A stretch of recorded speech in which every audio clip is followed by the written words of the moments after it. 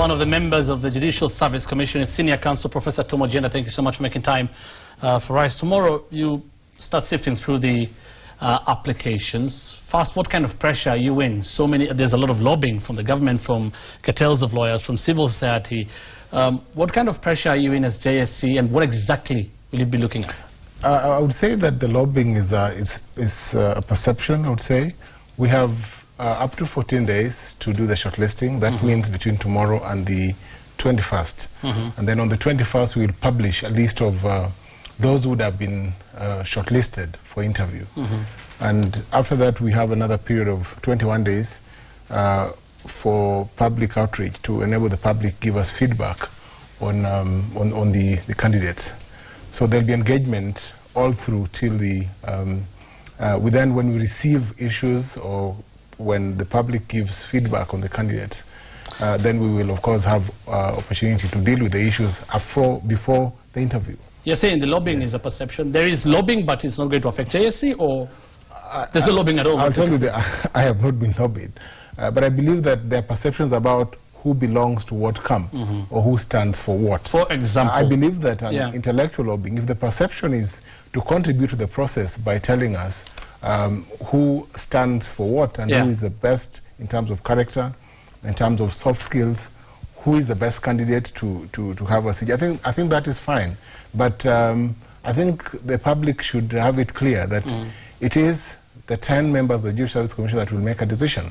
It is not themselves. Now 9, isn't it? Because yes, because Judge Onjala is a candidate. And will he be replaced? Or no, he will not be replaced in the JSC before the process is over. No, he will not be replaced. He'll not be replaced after the process. Right. His term expires, I think, in September this year. Yes. You're talking about perceptions about who belongs where. Many have said, and you've heard, of course, talking about the government already having a foothold in the JSC with 4 appointees from the government.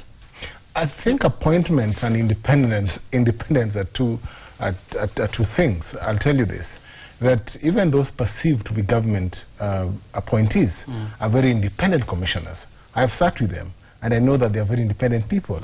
So that perception belongs out there and can continue. Okay. But we know that as a commission, we will make a decision that Kenyans will be happy about. Right. You, for instance, are representative of the Law Society of Kenya in the Judicial Service Commission. Yes, I am.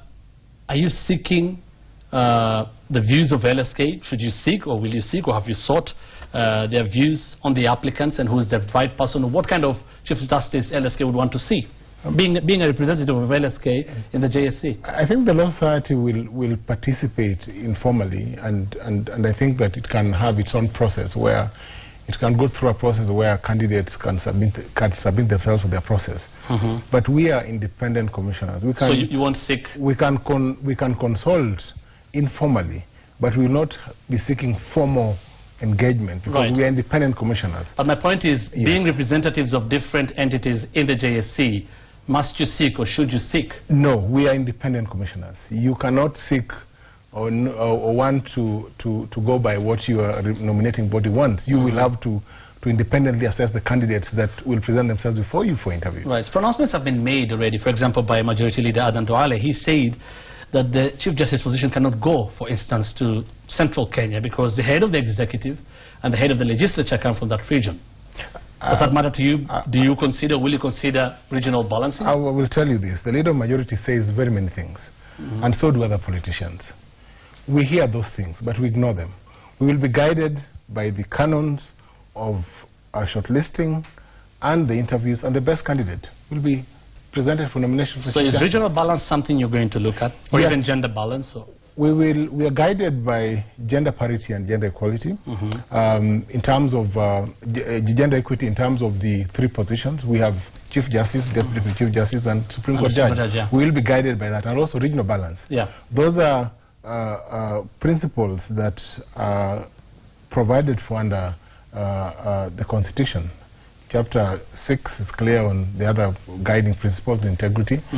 We look for a solid person who has soft skills, one who understands the administration of justice, one who will be a true leader of an arm of government. I think all these are clearly set out there. So you'll also consider that. And also Article 167 of the Constitution. Right.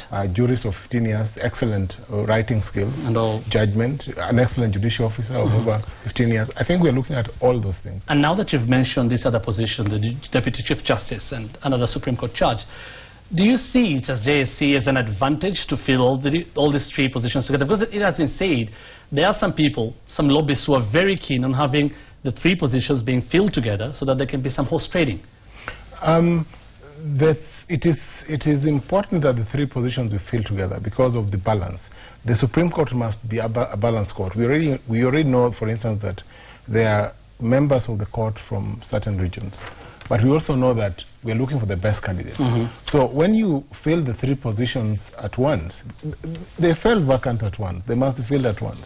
And you do not want to stagger the filling of the positions because you need quorum in the Supreme Court. Remember, the Supreme Court can no longer sit in 5 as provided for the Constitution because we do not have 3 members of the court. So we must fill all these positions at the same time. Finally, when do you expect generally the process to conclude?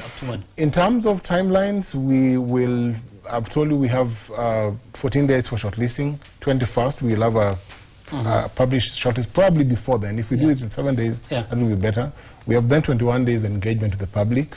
After the 21 days, probably another 7 days to deal with the issues that will arise out of the public consultation. We do not, for instance, want to embarrass candidates in full glare of the cameras.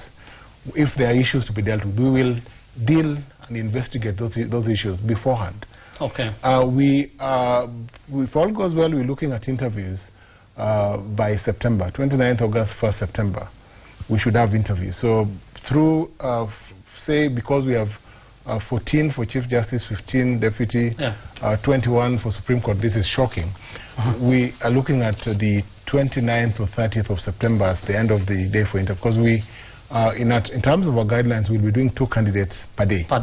So that would be end of interview 29th September. About 29th September. Before you even give. Yes, 1st October, I think we'll submit the names to the President. Transmit within 7 days. But then after that, there's the parliamentary process and after that, President, parliamentary process. Right, Senior Counsel Professor Tom Ojienda, thank you so much for making time for Sunday Live tonight. Indian Prime Minister, like we told you earlier, Narendra Modi, is in the country for a 2-day visit in which he will hold bilateral talks with President Kenyatta and sign several agreements. Modi started his tour with an address to the Indian community as Masikandiye.